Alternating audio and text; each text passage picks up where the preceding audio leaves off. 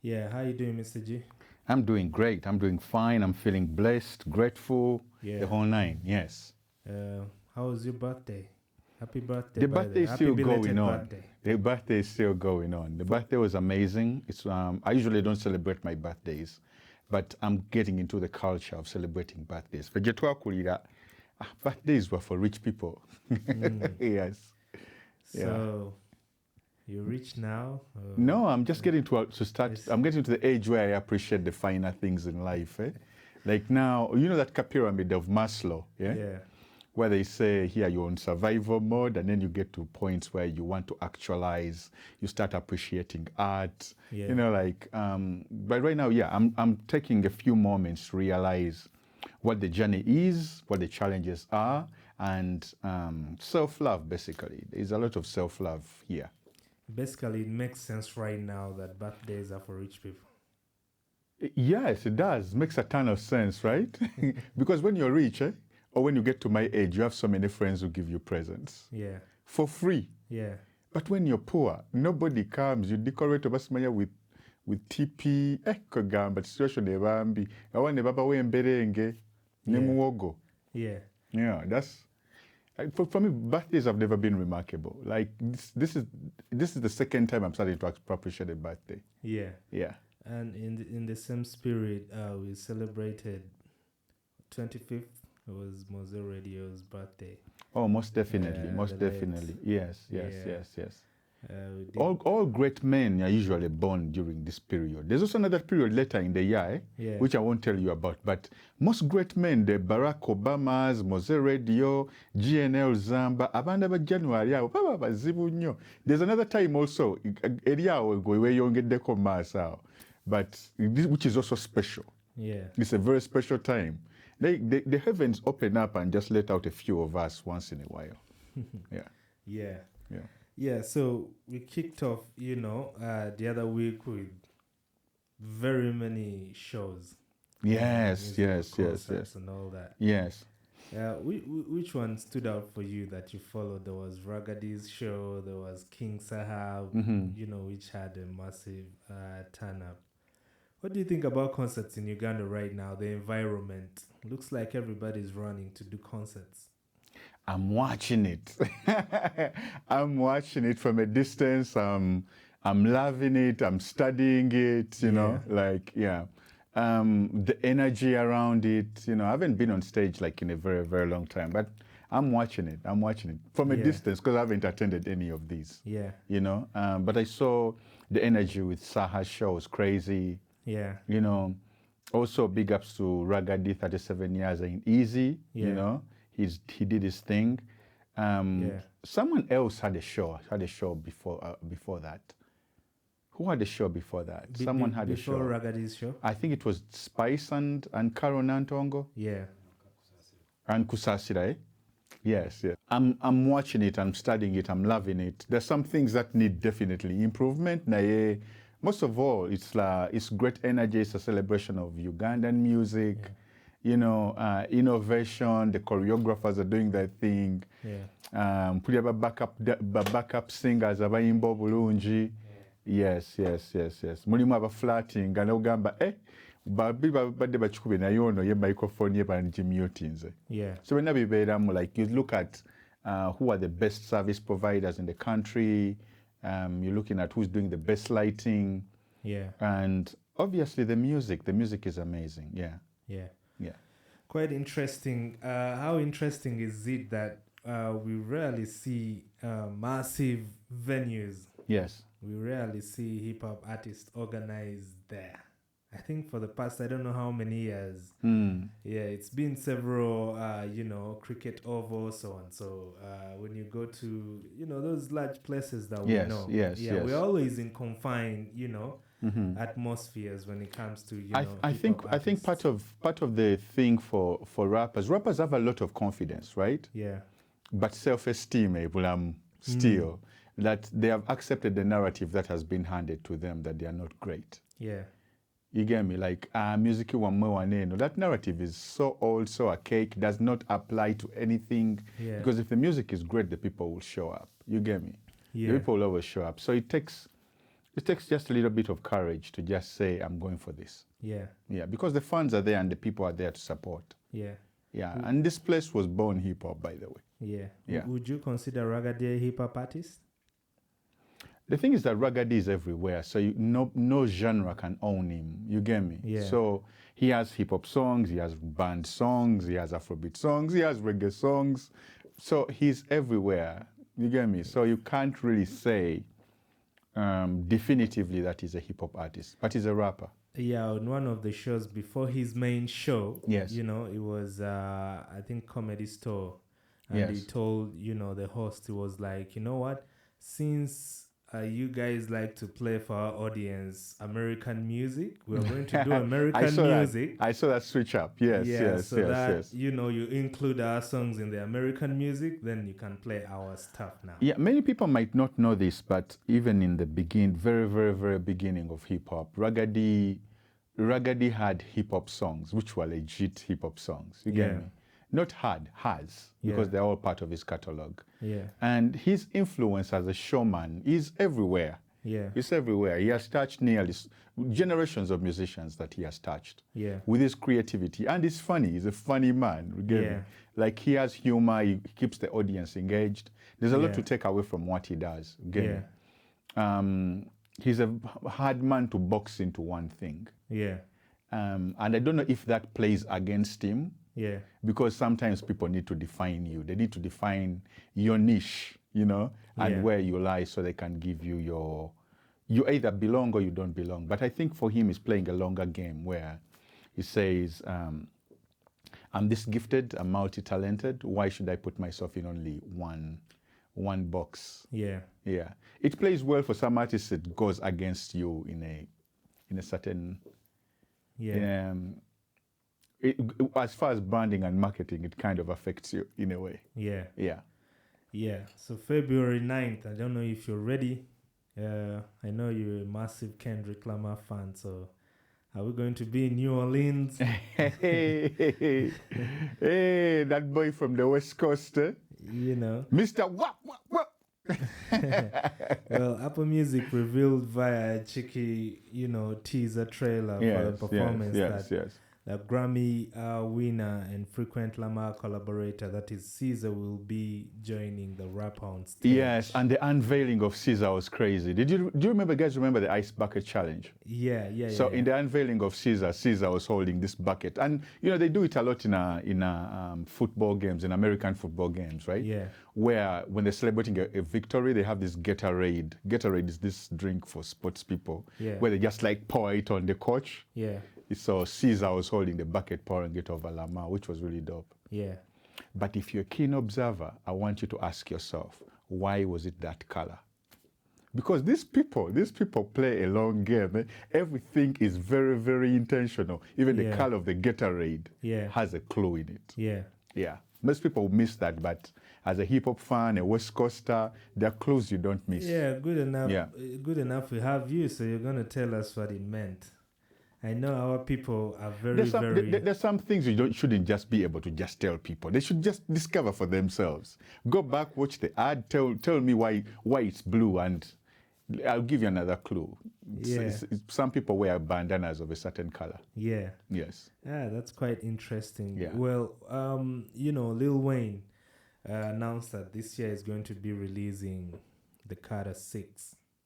You know? Yeah. It's going to be releasing the Carter 6. Don't you think it's quite ironic that he may do it on the 9th? Let me tell you something. Nothing is going to stop the wave of Kendrick Lamar. Yeah. At least in the foreseeable future. Yeah.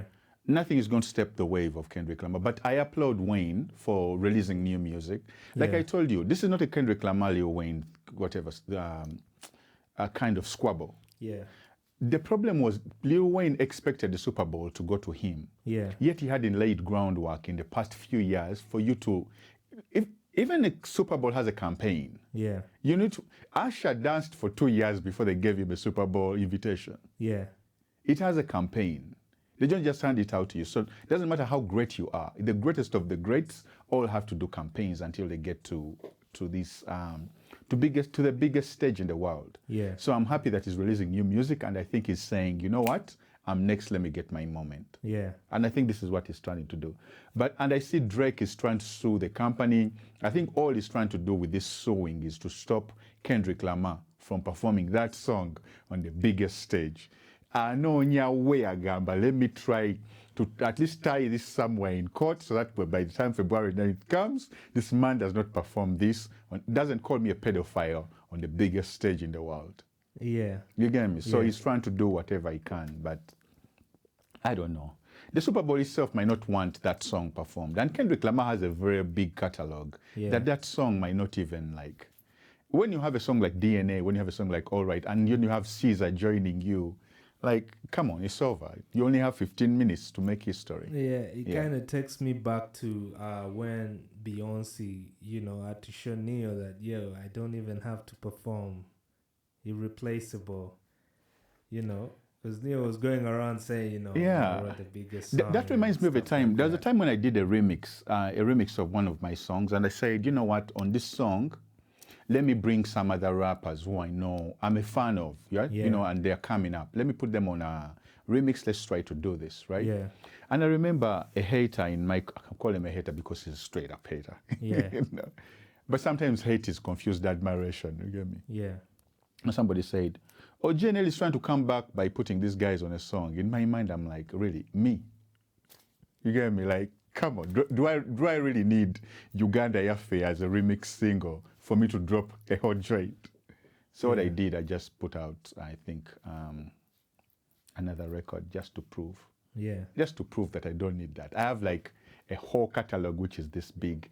But I think some people's imaginations, yeah. It's moving a meter up or a meter down. Yeah. It's more inches. Yeah. Yeah. But when you're playing like in the waters where Beyonce is, right? Yeah. Even Neo, when Neo says, oh, you need my song, I cannot I'm only performing now songs from one album. Yeah. Do you know that I can feel a whole song and could be just speaking vernacular? Because it's full of hits. Yeah. You get me? And on another show, I might just do hits from KOYIKOYI. Yeah. On another show, I might do hits from Uganda Yafe. Yeah. On another show, I might do hits Mbakati. Let me just give you from COVID till here. And you might find that my catalog is still richer than so many other people's catalog. Yeah. You get me? Just by performing the songs we released during COVID and the freestyles. Yeah. It's a whole album. Yeah. Which take it.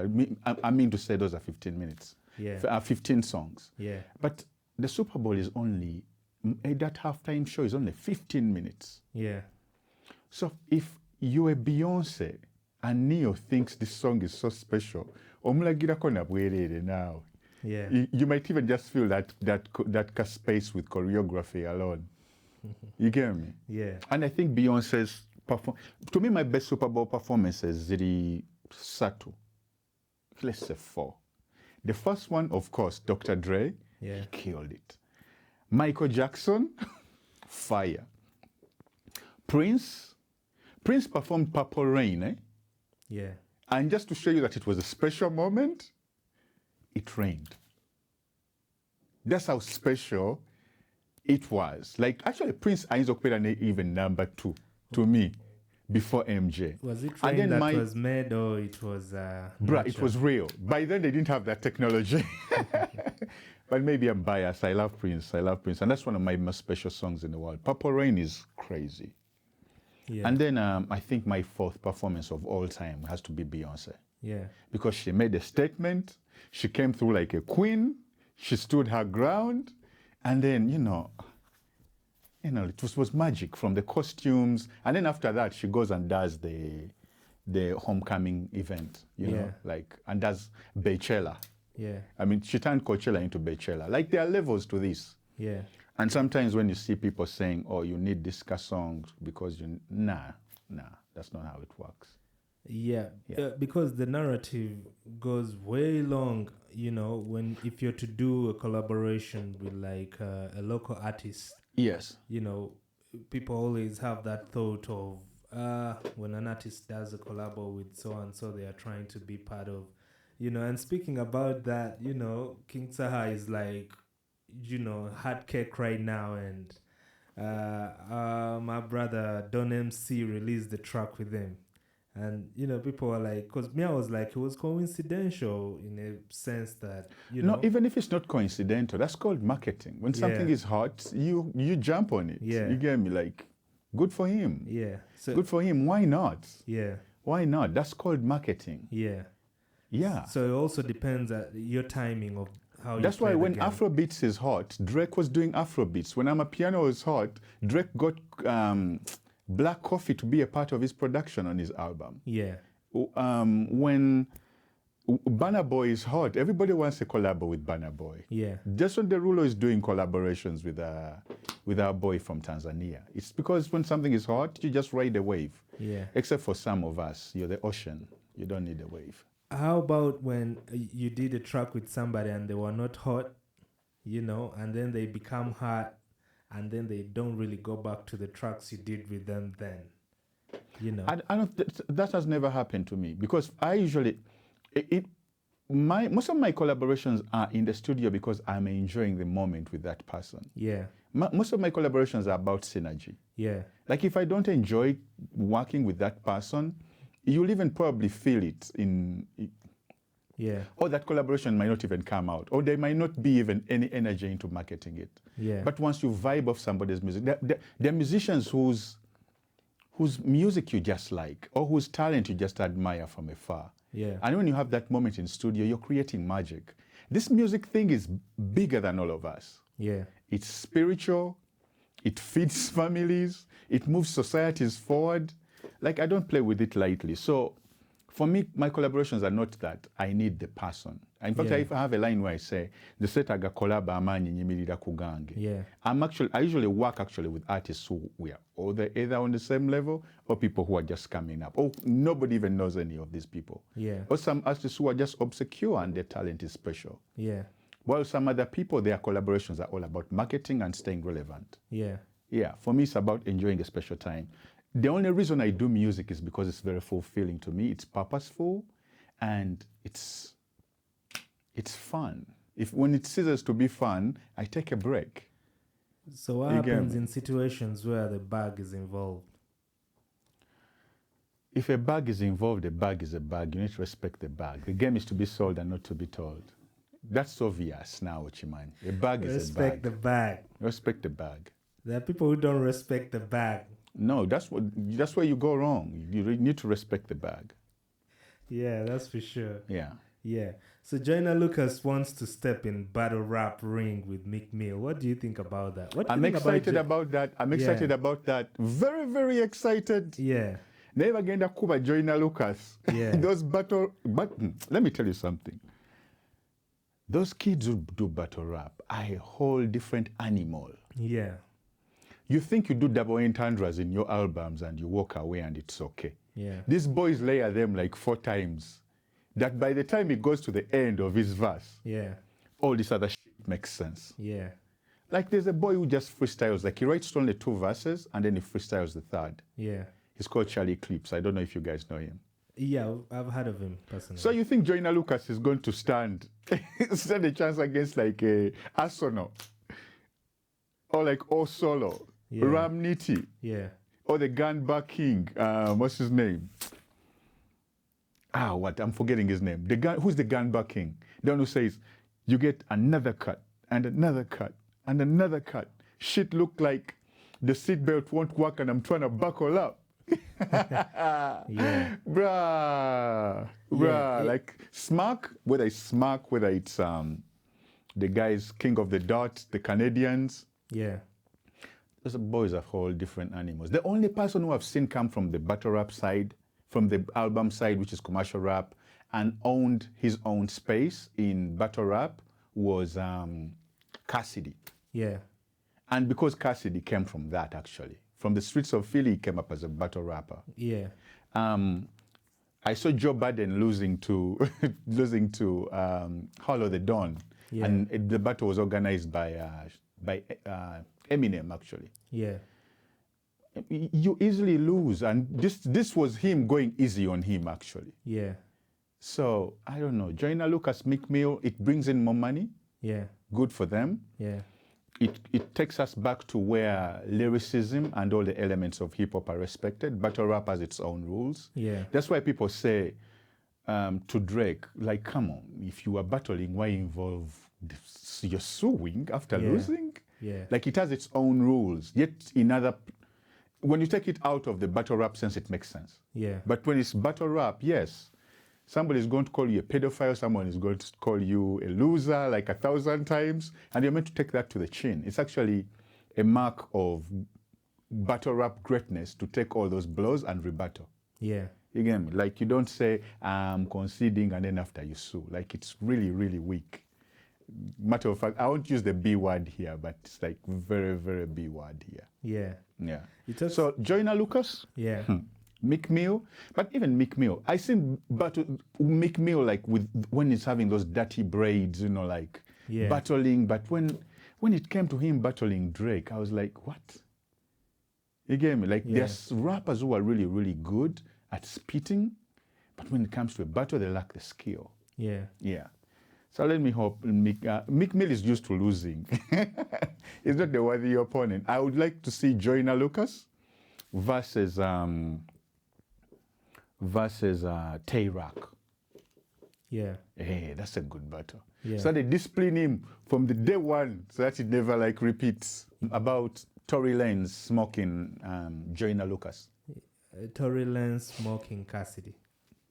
I don't think Tory Lanez has ever smoked Cassidy. There was a time they were going back and forth. But I remember Tory Lanez smoking Joyner Lucas. Yeah.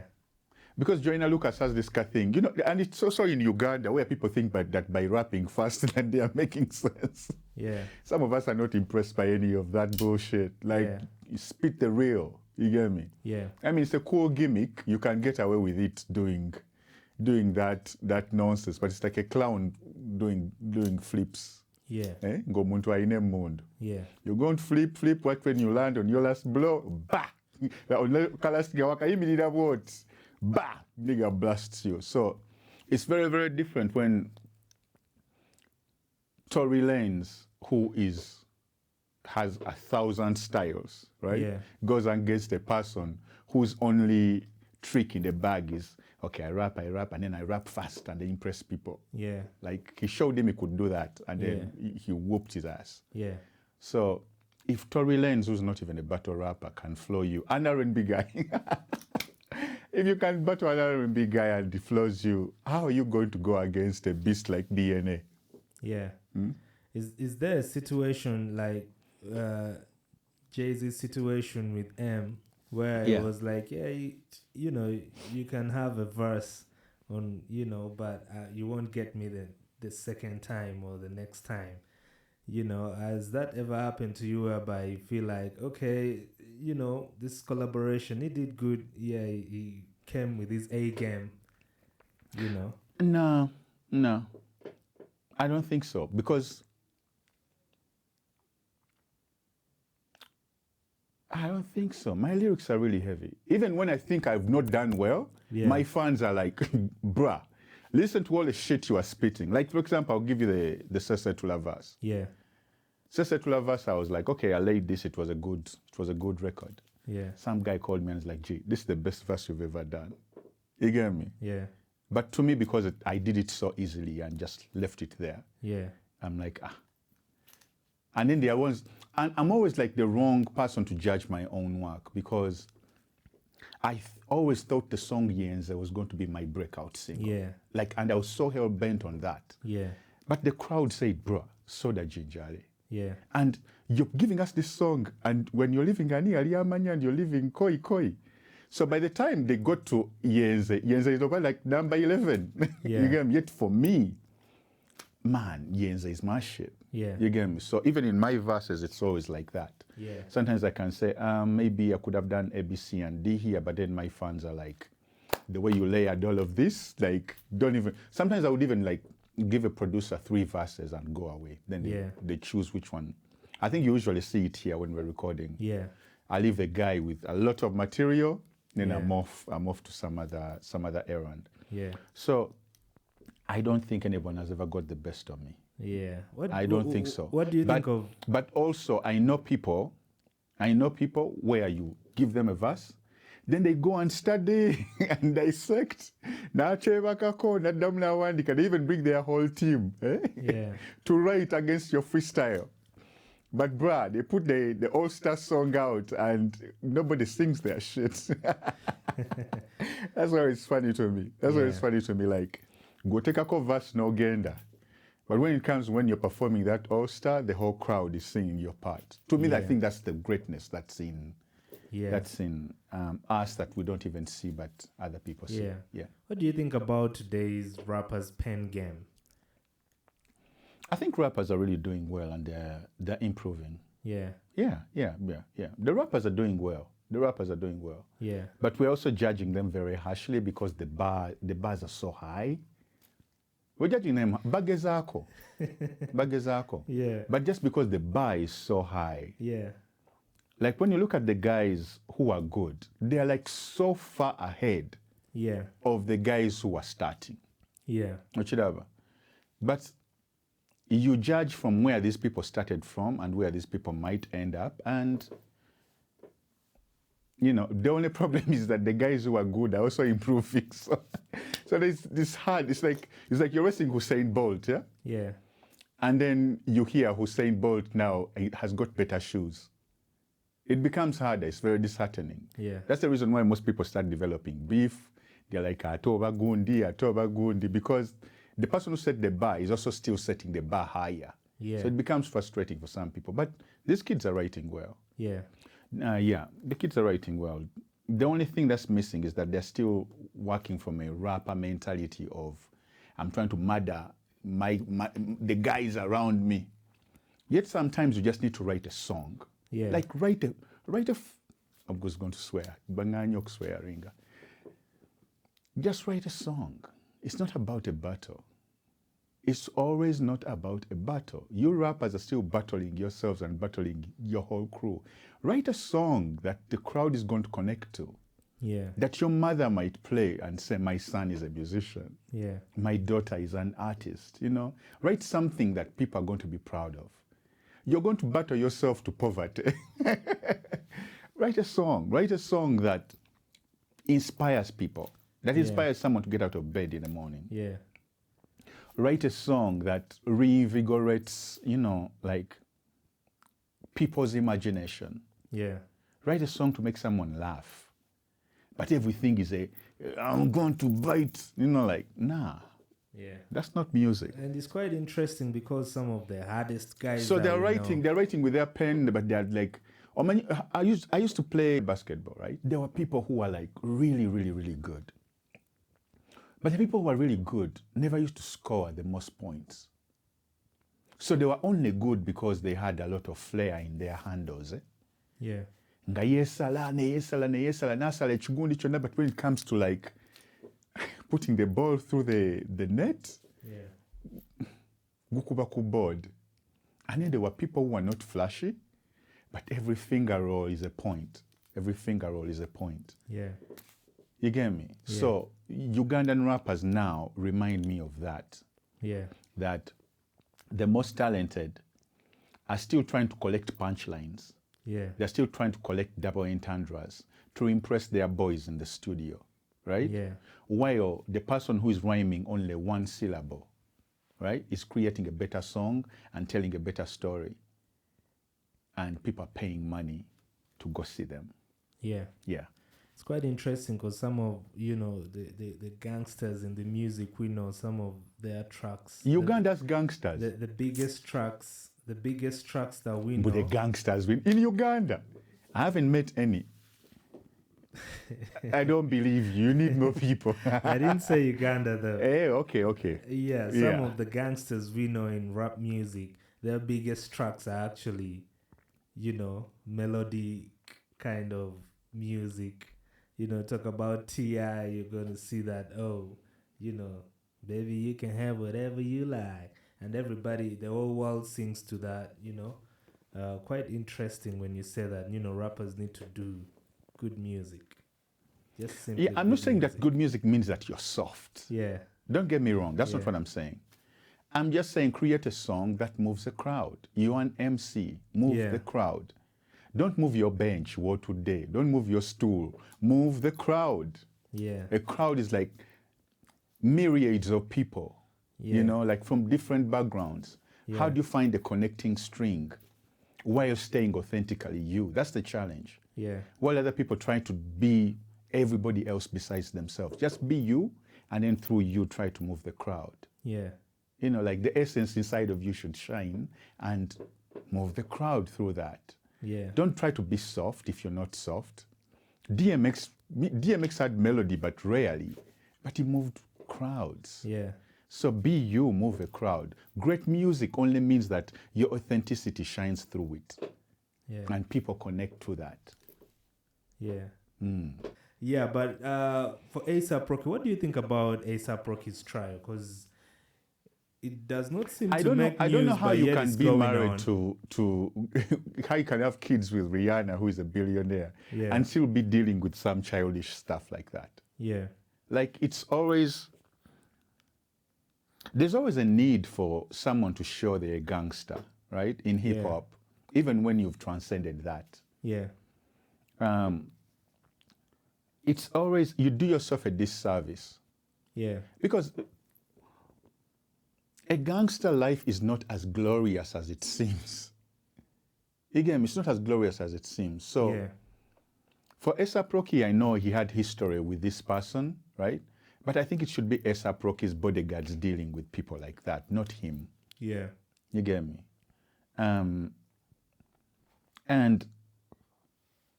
it's always a tricky situation when you have so much to lose. Yeah. Like A$AP Rocky right now has the option of chilling somewhere in an island or being in a jail in New York. Which is a better option? Chilling in an island. Chilling on an island, running a fashion show, running a company, raising your children, you know, like growing old. Yeah. You know, but you're still squabbling with these guys on in the streets for what? For street cred. Street credit.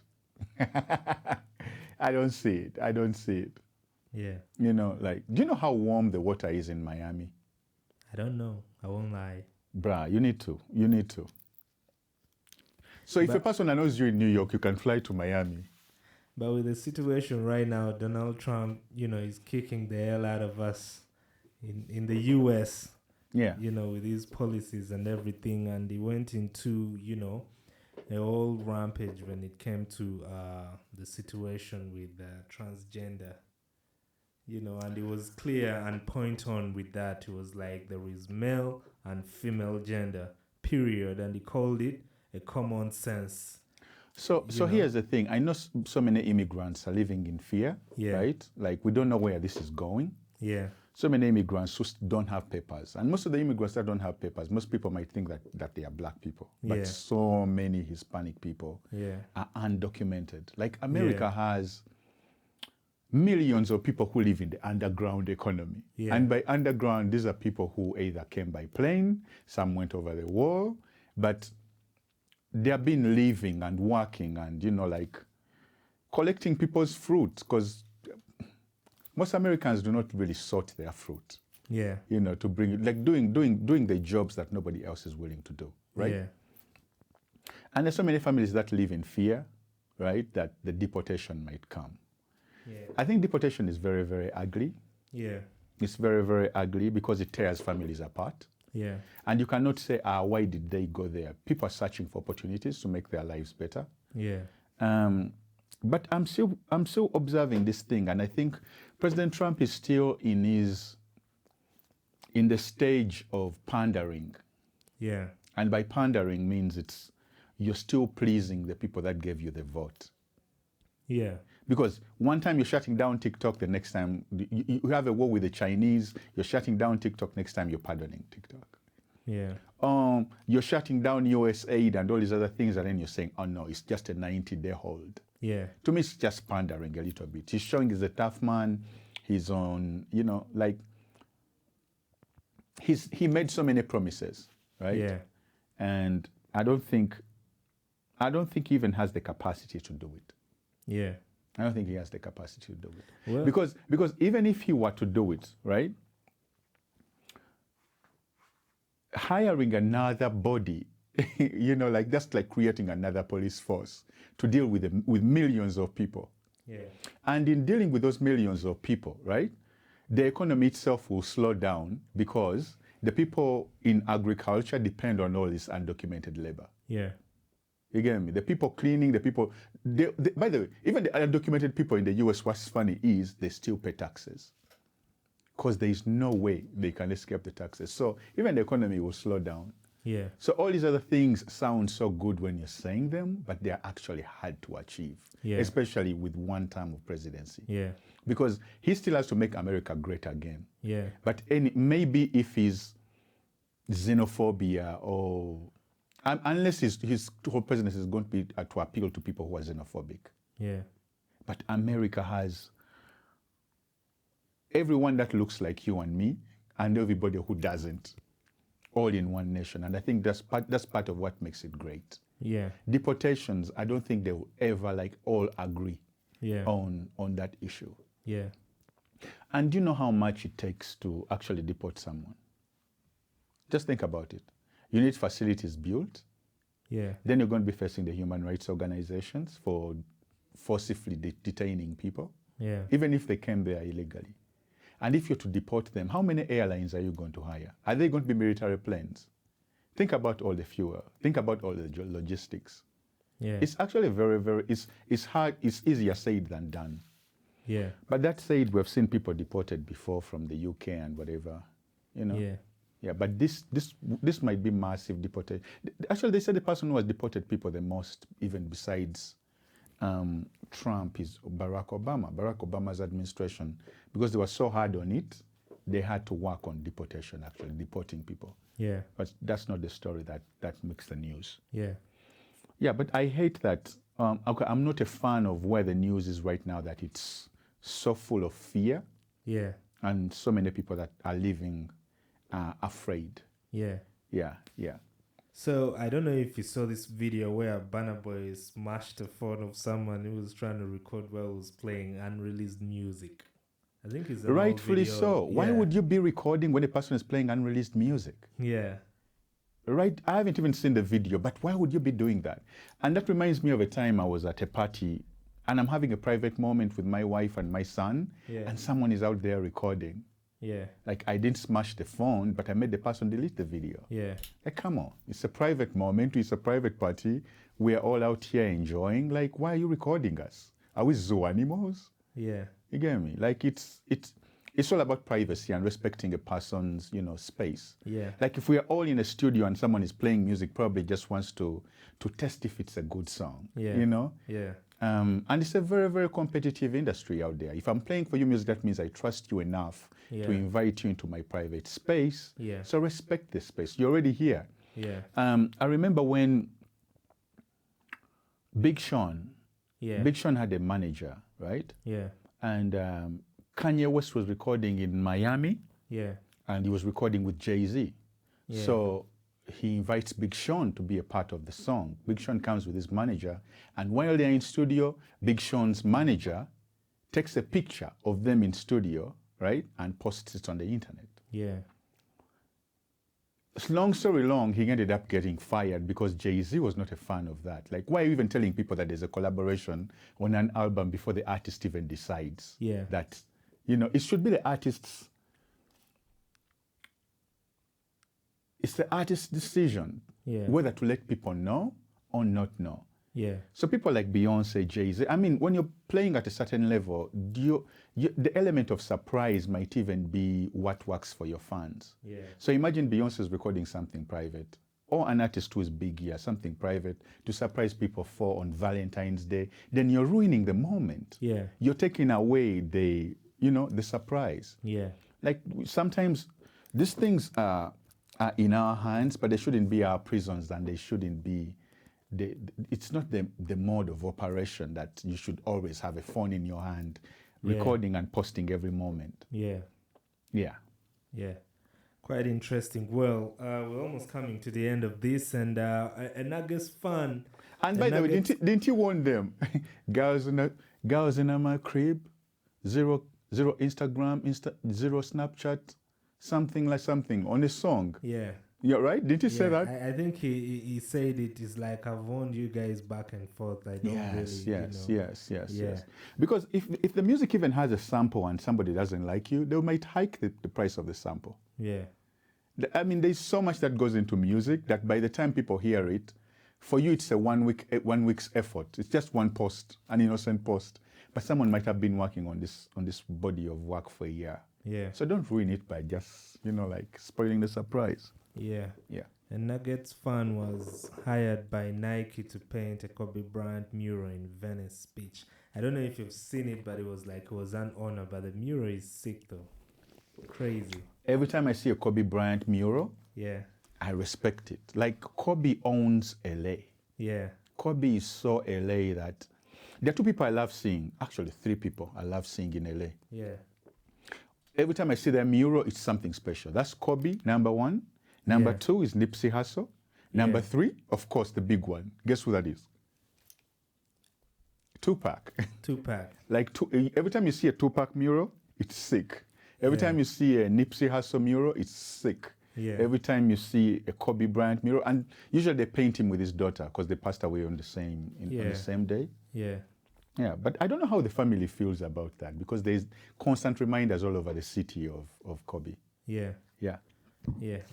But I think they take it as celebration because, the whole city is celebrating and they don't stop remembering. Yeah. So people are pissed off that a fan of another city painted a Kobe Bryant mural? Nobody's pissed. Yeah. Nike hired the Nuggets fan. That's already a contradiction. Why did they hire a Lakers fan? Yeah. Like, come on, Nike. To hire Lakers to paint Lakers, But if it's sick, it's art. I guess art they're trying to prove a point, the Lakers fans don't have any art in them. Is that the point? Yeah. At the end of the day, Kobe is Kobe. Anyway. I think the person, because I get so many phone calls for the people that go through Kawempe. Yeah. I think the person that drew my mural. Yeah. It was simple, like something being appreciated by your hometown. Murals are usually painted of people who are dead, right? Yeah. But being appreciated when you're alive is amazing and it's sick. Yeah. Yeah. So, my boy Abdul. Yeah. Thank you for that one. One. Yeah. Yes. We were waiting on the pyramid and the forest like you promised. So I told you that vision is gonna come true. Yeah. That vision is gonna come true. And I've told people about that vision ever since I was a child. Yeah. That vision is gonna come true. Yeah. Yeah. It's just a matter of time. Yeah. Yeah. People think when you say Caesar, it's just saying Caesar. Nah, everything is by design. Everything was written. Yeah. It's predetermined. Yeah. It's destiny, brother. Yeah. It's destiny. Yeah. Greatness. What do you have for your competitors as we close up? I don't think I have any. The only person I'm competing with is my younger self. Yeah. That's actually, I have no competition. In my mind, there's no competition there. Yeah. People are boxing the air. If you think you're competing with me, you're boxing the air. I'm not competing with you. Yeah. I'm competing with the whatever vision I have for myself and my younger self. Every day I must do better than I did yesterday. Yeah. Like my 38-year-old self should do better than my 37-year-old self. So that's how I conclude the year and I say, okay, I'm better than I was.